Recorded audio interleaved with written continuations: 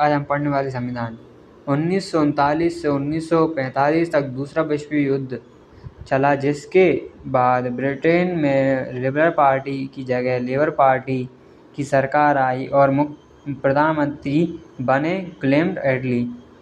और ग्लेन एटली ने cabinet mission Bharat भेजा, जिससे हमारा संविधान निर्माण होना था।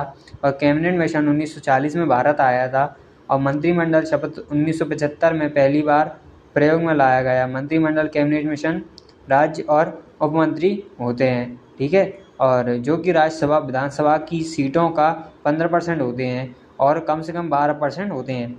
और लोकसभा 543 सीटें होती हैं और राज्यसभा में 245 सीटें होती हैं। और लोकसभा में एमपी में 29 सीटें होती हैं। एसटी और एससी के लिए 6 और 7 सीटें होती हैं। महाराष्ट्र में लोकसभा के लिए 48 सीटें हैं, एससी के लिए 5 सीटें और एसटी के लिए 4 सीटें, जबकि उत्तर प्रदेश में 80 सीटें हैं और एसटी के लिए 0 सीटें, मतलब कुछ नहीं है। और एससी के लिए 17 सीटें हैं। राजस्थान में 25 सीटें हैं, एससी के लिए 4 सीटें, एसटी के लिए 3 सीटें।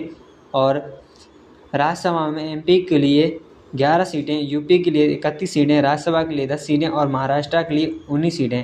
और आप किस जगह से हैं मुझे कमेंट बताइए, हम उस जगह का आपको आगे बताएंगे।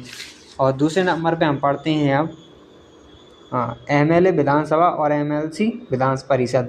एमएलए 230 होते हैं और एसटी एससी के लिए मध्य प्रदेश में 247 और एससी के लिए 35 हैं। 1940 कैबिनेट मिशन मंत्रिमंडल आज़ादी से पहले संविधान का मतलब इस कैबिनेट मिशन 1940 की वजह से हमारा संविधान है जो निर्माण होना था। 9 दिसंबर 1940 को इसकी पहली बैठक हुई, जिसके अध्यक्ष सच्चिदानंद सिन्हा, जो कि हमारे प्रथम अस्थायी अध्यक्ष थे। इसके बाद दूसरी बैठक हुई 11 दिसंबर 1940, जिसमें डॉक्टर राजेंद्र प्रसाद को हमारे स्थायी अध्यक्ष बनाया गया और बीएन राव को हमारा सलाहकार बनाया गया था। और 13 दिसंबर 1940 को उद्देश्य प्रस्ताव पंडित जवाहरलाल नेहरू प्रस्तुत करते हैं।